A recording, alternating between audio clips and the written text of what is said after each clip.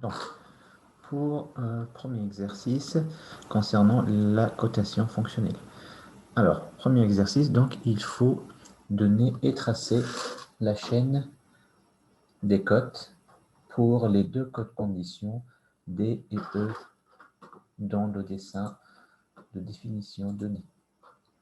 Donc, la première chose à faire, c'est en fait, il faut repérer toutes les surfaces qui sont perpendiculaires à la cote condition. Donc ici, voici, on a la cote condition D qui est verticale. Et du coup, donc, on va essayer de repérer toutes les surfaces horizontales qui sont perpendiculaires à D. Donc, par exemple, on commence par ici. Donc là, on voit bien que cette surface, en fait, c'est une surface de contact entre la pièce 2 et la pièce 1. Donc, je vais l'appeler comme ça. Donc, 1, 2. Ça, c'est une surface de contact. Par la suite, je descends encore. Donc, il y a cette surface-là qui est la surface de contact entre 2 et 3. Donc, je vais mettre ici 2 et 3. Alors, les deux surfaces de la cote condition D, donc, ce qu'on appelle les surfaces terminales.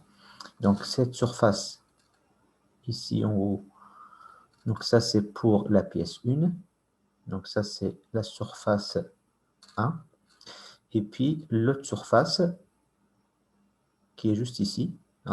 Alors, c'est une surface terminale, mais c'est un contact en fait entre deux surfaces, donc 3 ou 4. D'accord? Je vais le mettre comme ça. Après, on va voir quelle surface on va choisir. Et puis, quand je descends encore le bas, et ben, du coup, on a cette surface-là, qui est surface terminale aussi. Donc, c'est une surface qui appartient à la pièce 1.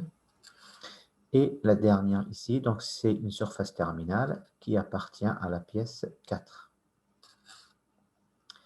Alors, la première chose, la cote condition, normalement, donc c'est un vecteur à double trait qui est positif. Donc, normalement, si c'est vertical, il faut que ça soit vers le haut. Et si c'est horizontal, il faut que ça soit vers la droite, comme l'axe XY. Voilà, donc ça, c'est la cote condition. Alors, pour déterminer la chaîne des cotes, d'abord, la première chose, il faut toujours commencer par la racine du vecteur. C'est-à-dire, on commence par ici, par cette surface.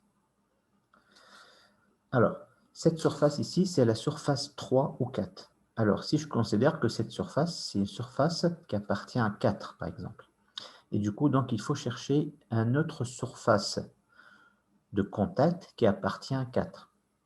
D'accord? Bon, la seule surface qui appartient à 4, en fait, c'est cette surface-là. Et ça, ce n'est pas une surface de contact. Parce que ça, c'est une surface terminale qui appartient à 4. Donc, si je mets, par exemple, d'ici 4 vers 4, et ben dans ce cas, je serai bloqué. Parce que ça, ce n'est pas une surface terminale. Donc, ce qui m'arrange le plus, c'est de choisir cette surface comme une surface de 3. Donc, une surface de 3. Je commence par ici. Est-ce qu'il y a une autre surface contact qui appartient aussi à 3? Oui, on a cette surface-là. Donc, je remonte à cette surface. Donc, de 3 vers la 3, et bien du coup, ça c'est une cote des 3, parce que là, cette cote, normalement, elle appartient à la pièce 3. On est là maintenant. Donc, de 3 vers 3, bon, ça c'est fini. Maintenant, on est de 2. Alors, on cherche une surface de contact qui appartient à 2. Donc, c'est juste au-dessus. Donc, d'ici vers là, et bien, de 2 vers 2, et bien, du coup, ça c'est la cote D2. Parce que c'est une cote qui appartient à la pièce 2. De 2 vers 2, c'est fini. Maintenant, on est là 1.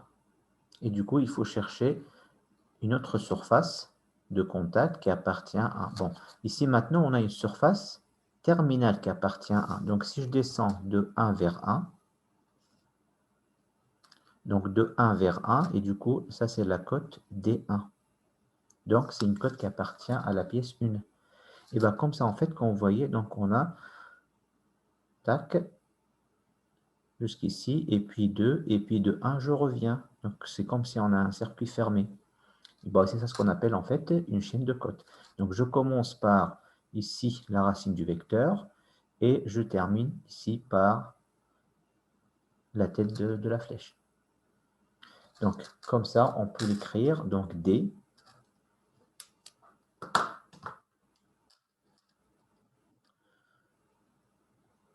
en vecteur égale donc D1 plus D2 plus D3.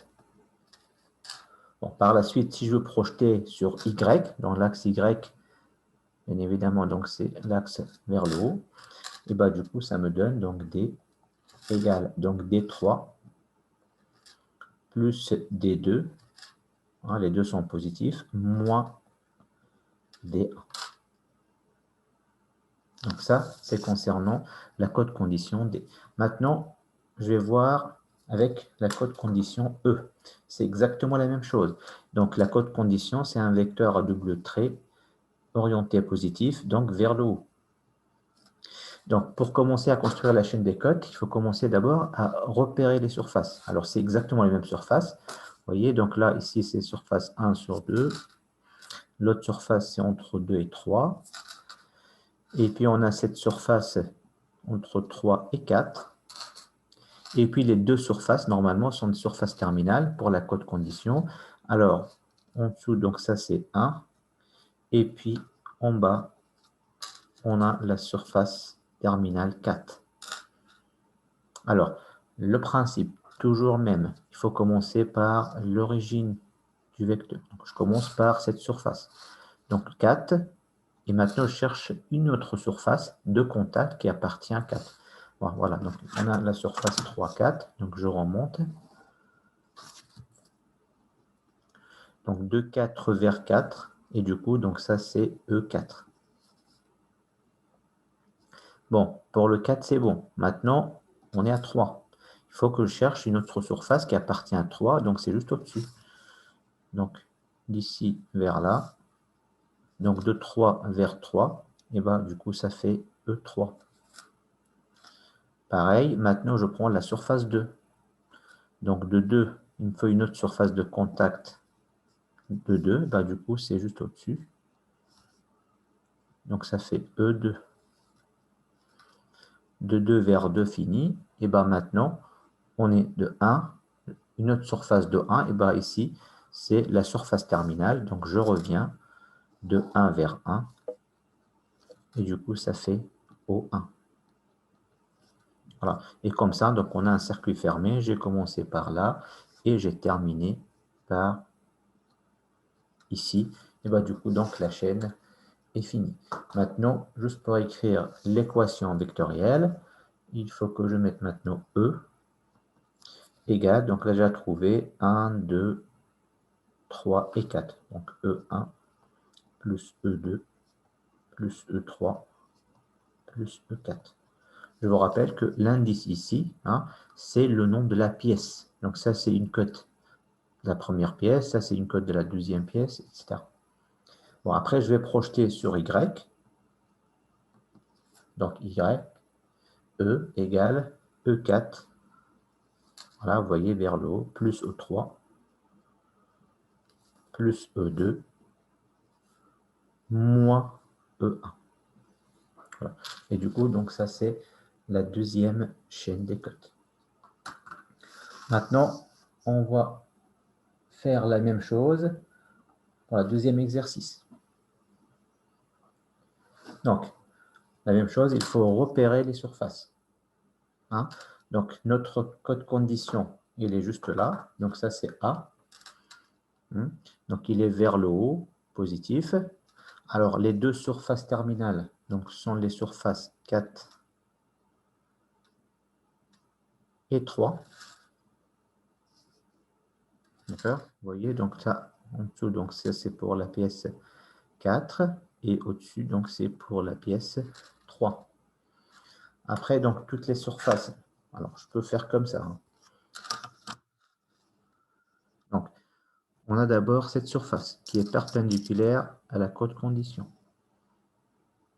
Alors, ça c'est surface entre 4 et 5. Et puis j'en remonte jusqu'ici. Et du coup, ici, on a une surface entre 2 et 5. Et puis, la dernière surface, donc c'est juste là, c'est une surface de contact entre 2 et 3. Voilà. Donc, cette surface, par exemple, bon, ce n'est pas la peine de terminer parce que ce n'est pas une surface de contact. Nous, on cherche juste les surfaces de contact. Voilà. Le principe, c'est toujours le même. Donc, je commence par l'origine. Donc, je commence par la surface 4. Il me faut une autre surface qui appartient à 4. Vous voyez, donc là, ici, j'ai la surface 4, 5. Donc, de 4 vers 4, du coup, ça fait A4. Donc, une cote qui appartient à la pièce 4. De 4 vers 4, c'était fait. Maintenant, de 5, il me faut une autre surface de contact qui appartient à 5. Donc, voici. Voilà, et du coup, ça, c'est A5. 5 vers 5. Maintenant, à 2. Donc, de 2 vers 2. Voilà, juste au-dessus, donc on a une surface qui appartient à 2 aussi. Donc ça fait A2. Maintenant, de 3 vers 3, et bien ici, si vous avez vu, donc la surface terminale de la cote condition, ici c'est 3, et bien du coup de 3 vers 3, ça fait A3. Et comme ça, donc on a la chaîne des cotes. Ce qui me reste, c'est juste à écrire l'équation. Donc A égale A2 plus A3 plus A4 plus A5. Bon, si je veux projeter sur Y, bon, ça me donne A. Vous voyez, donc j'ai A4 positif vers le haut, plus A5, pareil vers le haut, plus A2 et moins A3. Voilà. Donc ça, c'est concernant la cotation fonctionnelle. Voilà les deux exercices.